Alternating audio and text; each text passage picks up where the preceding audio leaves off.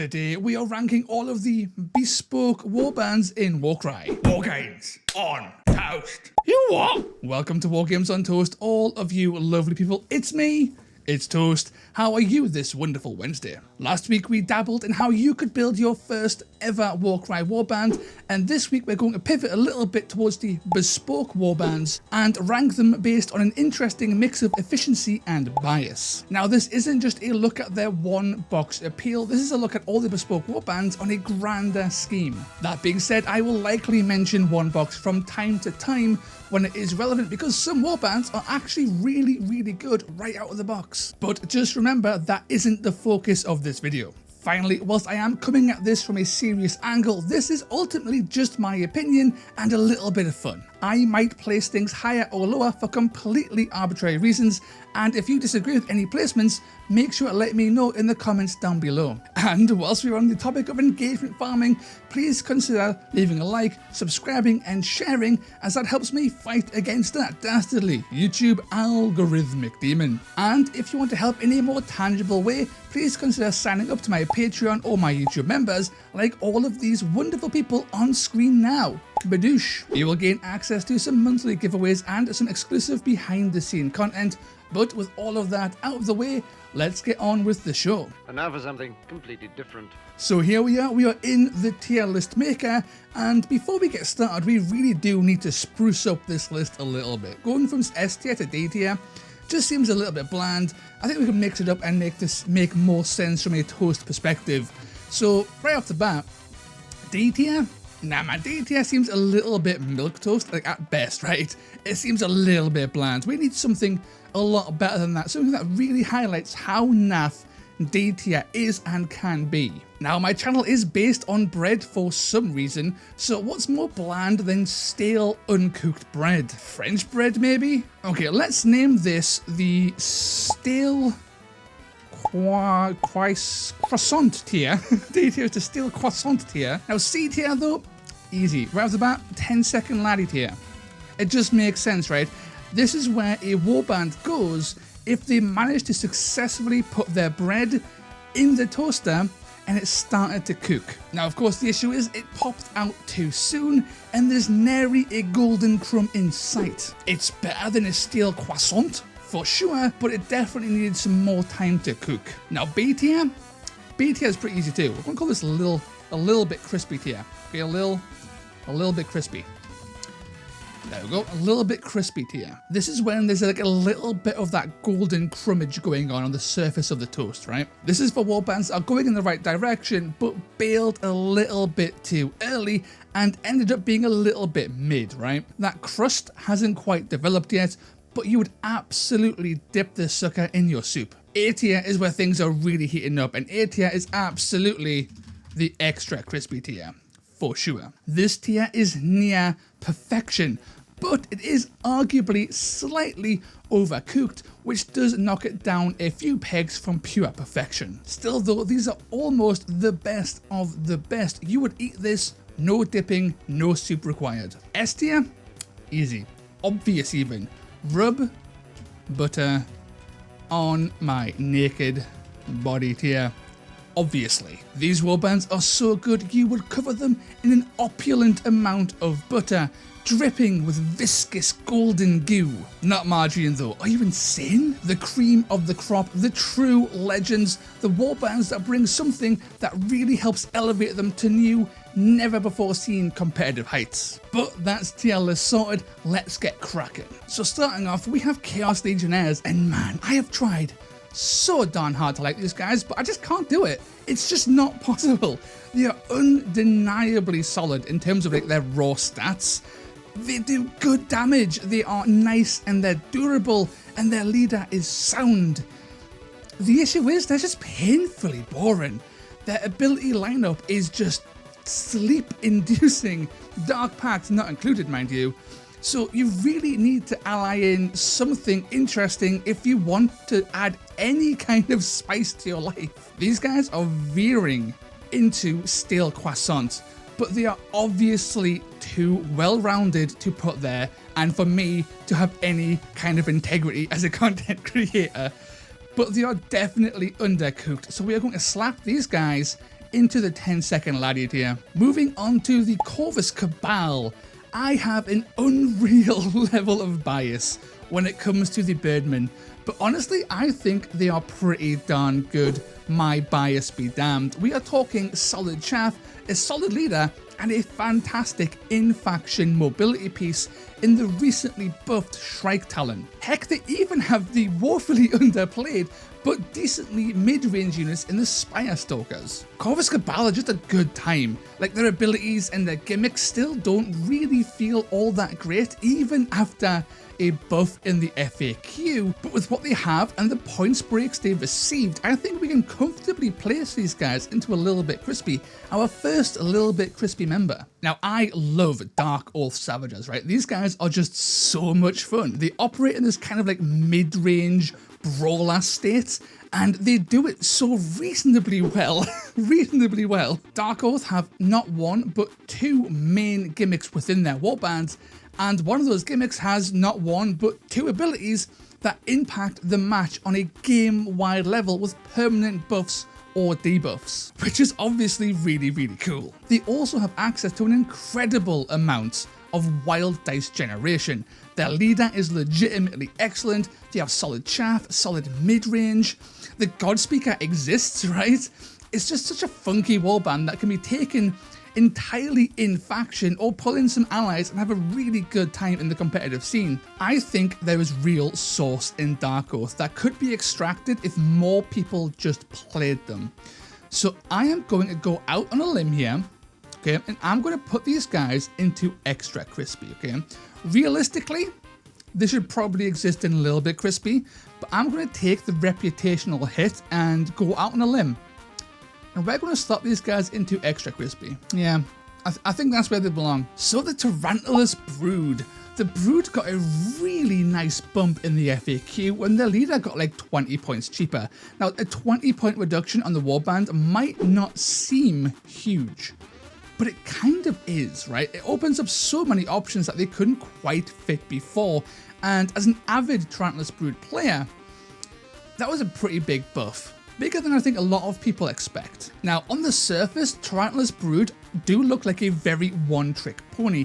They dominate the Horde game thanks to incredibly fast, incredibly cheap chaff who can be revived and made to do additional actions en masse. You can easily hit 15 models and still have a few points left over to throw in some tricks here and there. Of course, to play that kind of style, you really do need a mission pack that is heavily geared towards objective play. And if you thought that's all the Brood could do, well, you're kind of wrong here. Because you see, the Tarantulas Brood have the cheapest chaff in the entire game now, and they have access to Chaos allies. Brood can pack some ludicrously heavy hitters and still hit 11, 12 models even. I genuinely think there is some undiscovered source with Brood that nobody's looking at because nobody plays Brood but me and like one other guy from America probably. So with that, I am again going to go out on a limb and I am going to put Brood as a provisional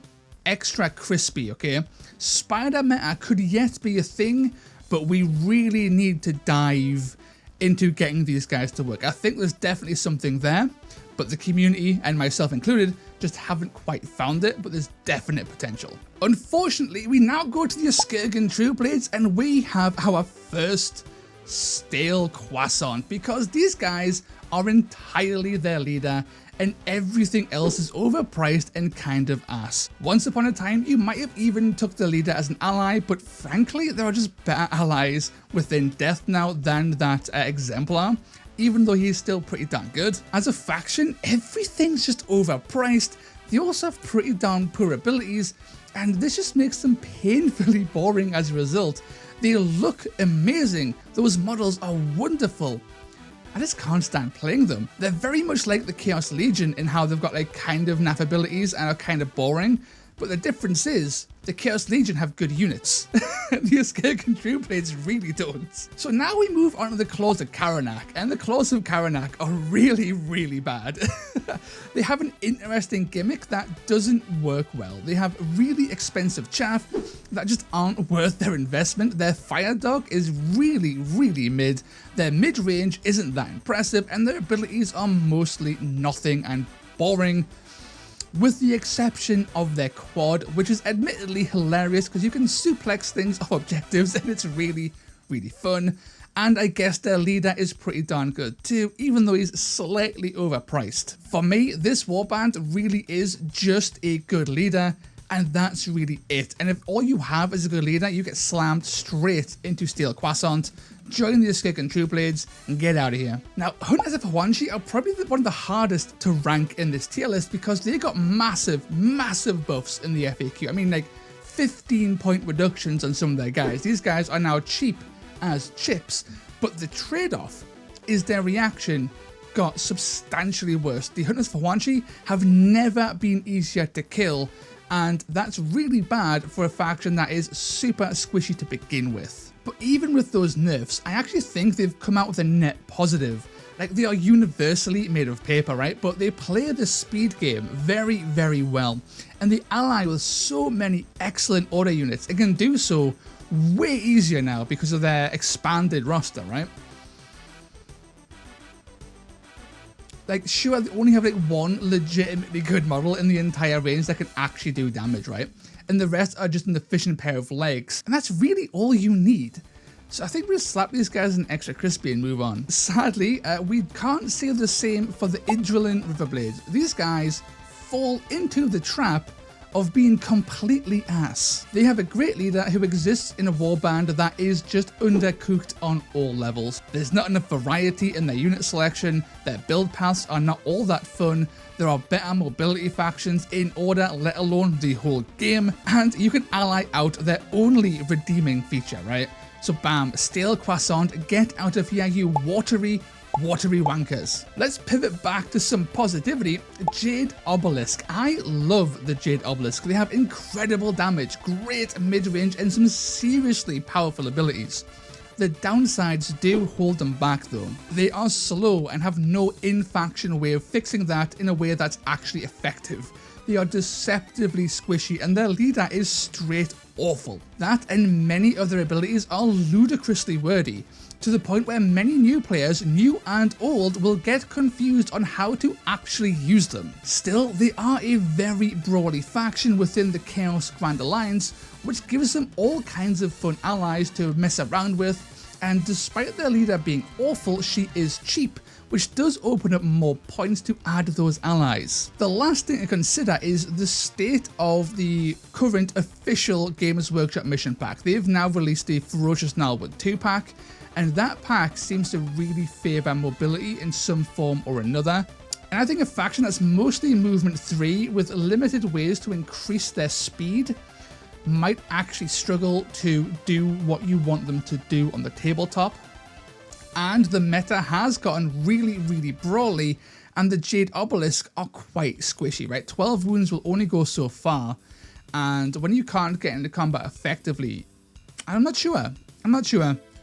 I think I'm going to put these guys into a little bit crispy, which might seem insane, right? It might be a disservice. They could actually be extra crispy, but I mean, we have Brood, we have Dark Oath in extra crispy, so it's a bit of a disservice to knock these guys down to a little bit crispy, but I do think their limited in-house range does hold them back, and that lack of mobility, I think that does launch them into a little bit crispy, but I'll take the L there. I'll take the L. If you think they're extra crispy, I don't think I can disagree. But I think for the purposes of this list, we're going to stop them there and then just move on. Now, the Horns of a Shut. These guys took a little bit of a beating in the FAQ, right? Their chaff being the big thing that got hit. And yeah, that hit's kind of substantial, but their flamers, their main damage source, are still fantastic. They didn't take a hit at all, and even with the points bump, their chaff is still great, right? They were underpriced before, They are completely on par for chaff now. And honestly, their leader's just kind of solid, right? You don't mind taking the leader. His attacks, sure. But like, it's one you're willing to pay, right? The issue I have with the Horns of a Shut is that they're really kind of boring, right? A lot of their units don't see play, and a lot of their abilities just aren't that interesting. Their Ruinators and their melee Demolishers don't do enough on the tabletop, so you just don't see them around all that much. It really is just like Flamers, some chaff, and some allies, and that's like every Horns of a Shut list ever made. And whilst that does work, and there is some fun in like just scorching the earth with hellish flamethrowers, I'm just not a huge fan of it, right? It's a little bit bland. Plus, looking at recent Warhammer World stats, the Horns of a Shut got a decent representation, but didn't place very highly at all. In fact, a previous event winner with Horns of a Shut got clobbered and didn't come anywhere near podium. And like, sure, that's a small sample size, but this does seem to indicate that they might be on the decline. Still, I am going to put these guys into a little bit crispy. These likely deserve to be in extra crispy, to be fair, again, but with their recent competitive performance, from my perspective at least, being a bit on the decline, and the fact I'm going to dock points for being really, really boring, I think we're going a little bit crispy them and leave it at that. So the Goram Mopac. The Mopac is rolling on up, and I think these guys just hit extra crispy on fun factor and raw bulk alone. I always have a good time running Mopac, and whilst they can't handle treasure missions as a one box, they can ally in all kinds of things to fix that right up, right? And they can bully most other missions because they've got fantastic attack stats, massive wound pools, they're ridiculously fast. Their leader is a fantastic ally. It can take some finesse to get these guys really going, but whenever Goram Mopac appear, they always seem to appear pretty high up in the rankings, providing you aren't running just a pure one box. So I think extra crispy is a perfectly sound placement for these guys. The same cannot be said for the Pyregeists, who are a stale croissant. Another stale croissant. Their gimmick is awkward to use and has an awful payoff. Most of their warband is overpriced and or just straight up bad, with the only passable thing they have going is their leader, which is not even close to being enough to make me ever recommend these guys. Seriously, get a steel croissant and just stay there. So we are rolling up on the Cypher Lords, and this is another faction where I have a ton of bias towards. I have had fantastic success competitively and casually with the Cypher Lords when I was messing around with them. That and the Cypher Lords have gotten some help in the recent FAQ, namely some points breaks that didn't really change anything, but their teleport was changed for the better. But they are still overpriced across the board, and most of their abilities are like okay at best. The thing that saves them from stale croissant and takes them all the way up to 10-second laddie has to be their ability to teleport Hell Pit abominations. I am not even sure that was an intended change when they changed the teleportation ability, but it's one that does make them hilarious to play from time to time, and that's just enough sauce for me to slot these guys into 10-second laddies. So Spire Tyrants, right? I think these guys land into a little bit crispy because they are kind of boring, but they're actually quite good though, right? Like, we're talking like super cheap nets, access to the wonderfully killy best eco destroyer, and like a really solid leader across the board, right? Throw in the fact that they can all move or attack on kill on a double, and there's like a real sense of momentum when you play the Spire Tyrants and you start getting those kills, right? You are becoming an unstoppable wave of death, especially if you're stacking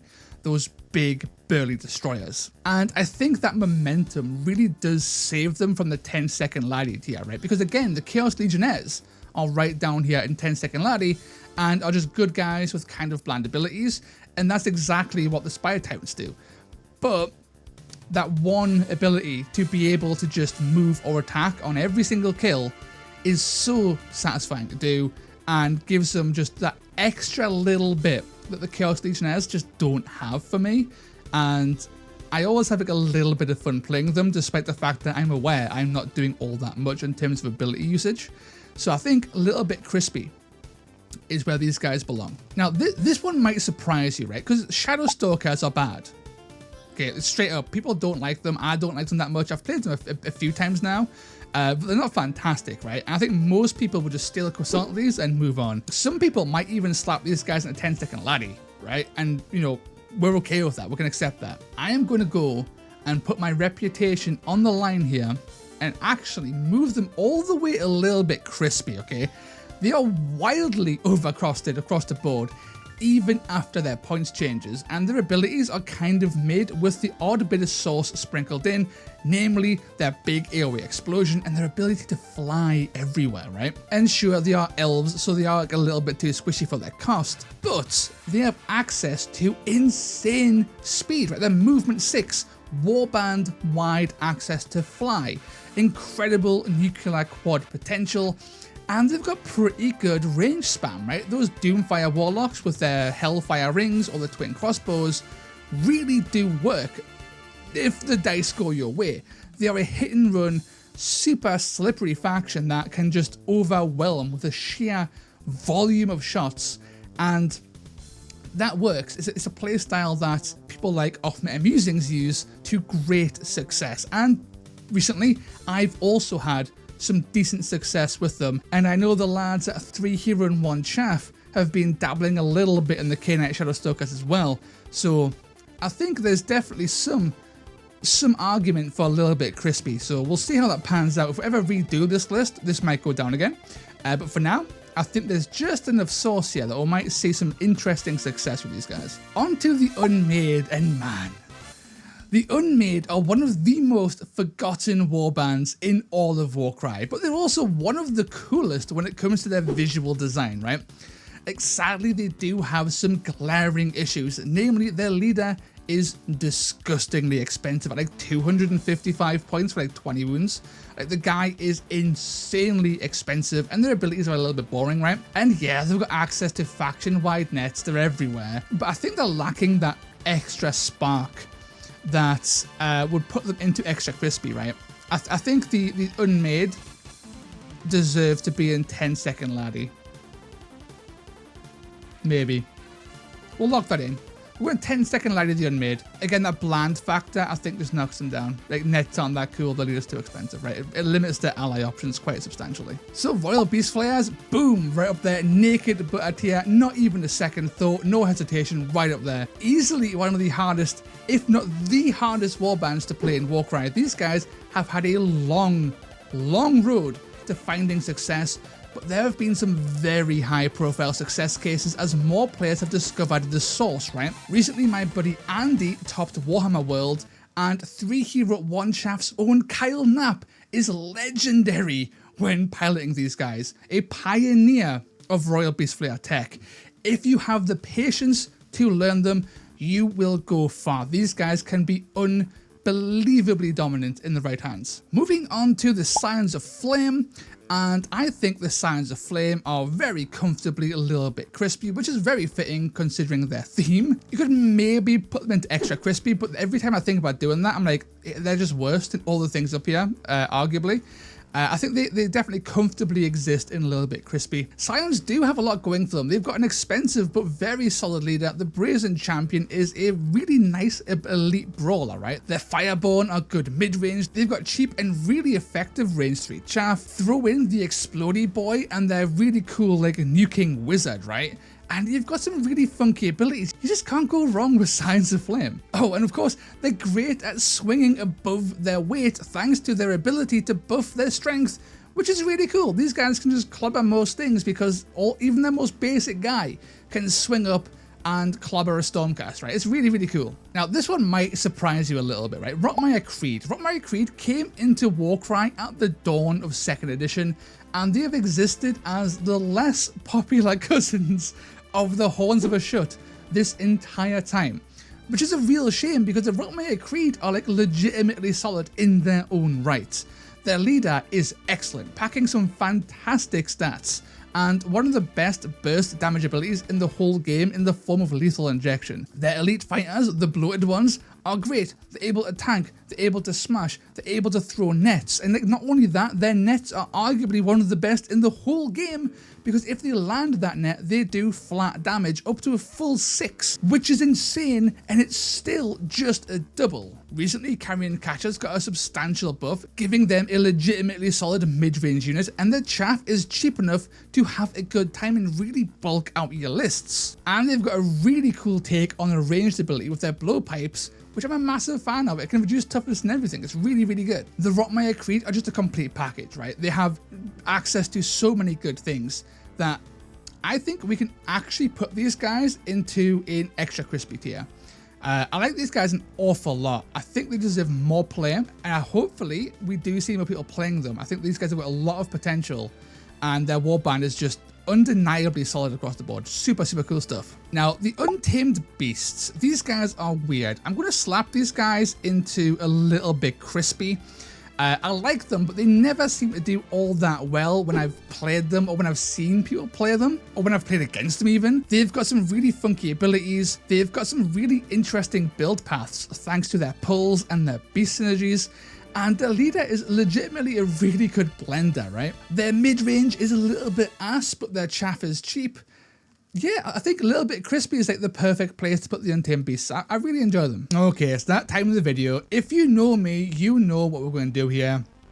Vulcan Flameseekers, instant naked butter tier, and you know why. You know why they're there. It's entirely biased. I love these guys way too much. But even then, bias aside, Flameseekers are incredible, right? These guys deal damage like nothing else in Warcry. These guys just delete things. They are consistent to the point of genuine frustration for your opponent. And they are so much faster than you might think for dwarfs with really, really stubby legs, and are uniquely positioned to play the slingshot game like no other. They do the slingshot game better than everybody else because their Drothmaster is insane. Now, their biggest downside is that their basic guys, their scale breakers, only have 12 wounds, so their warbands can be a little bit squishy.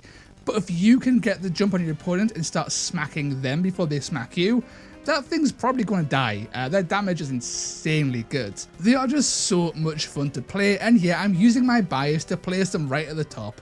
Like, whatever. They could maybe go an extra crispy, right? But no one can stop me. This is my list, damn it. I'll put them in a goddamn naked butter tier if I want to.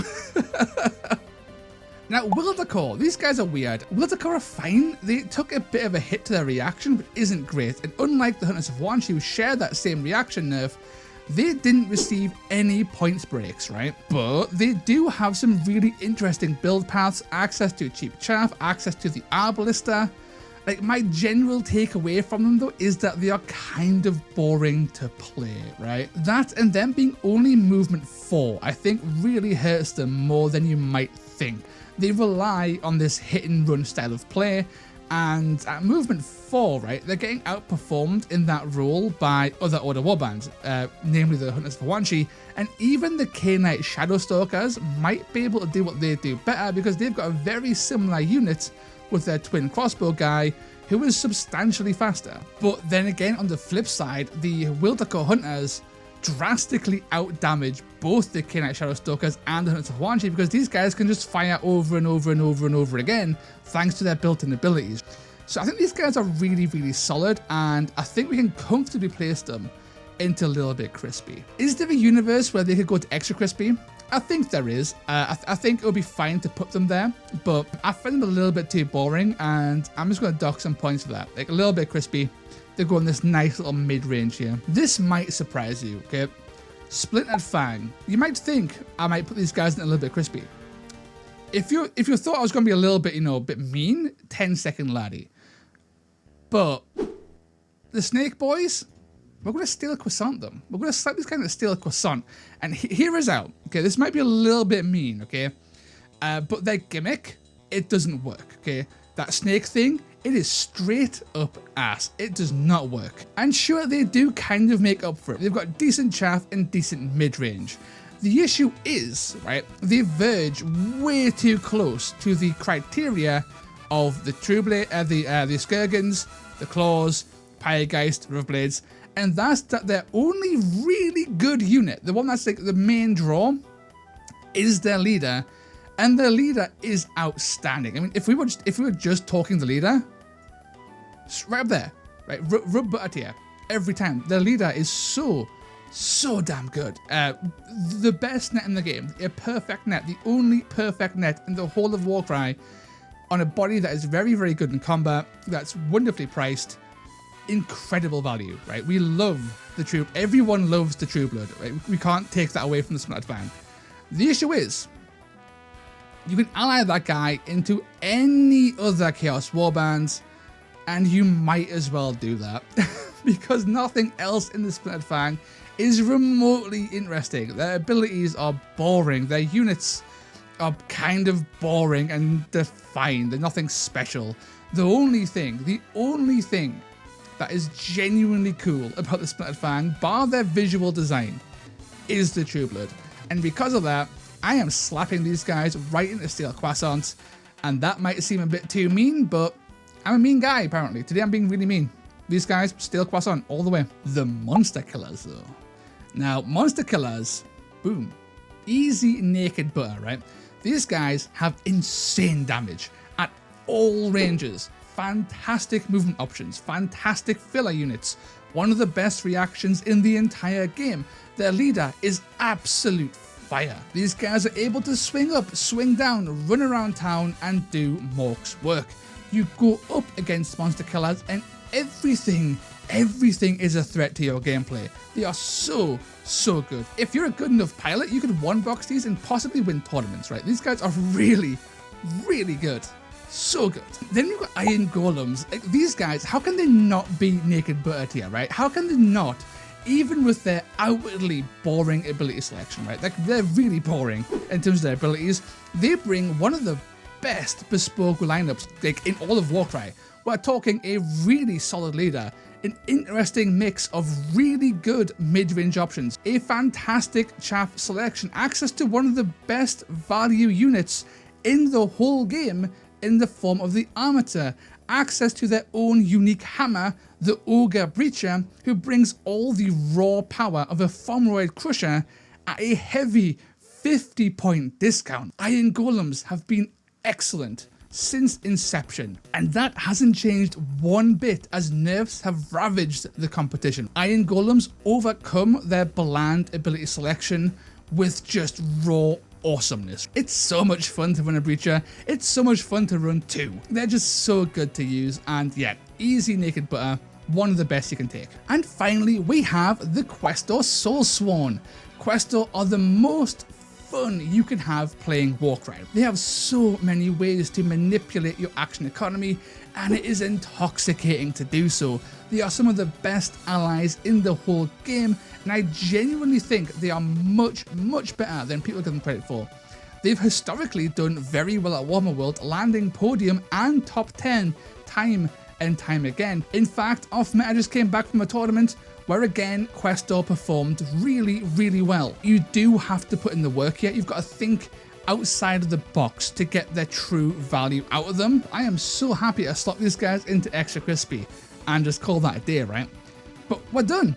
That's the tier list. We are done. This is all 26 bespoke warbands in Warcry, and yeah, I'm actually really happy with this. Like, you've got some duds down, the Steel Croissant tier.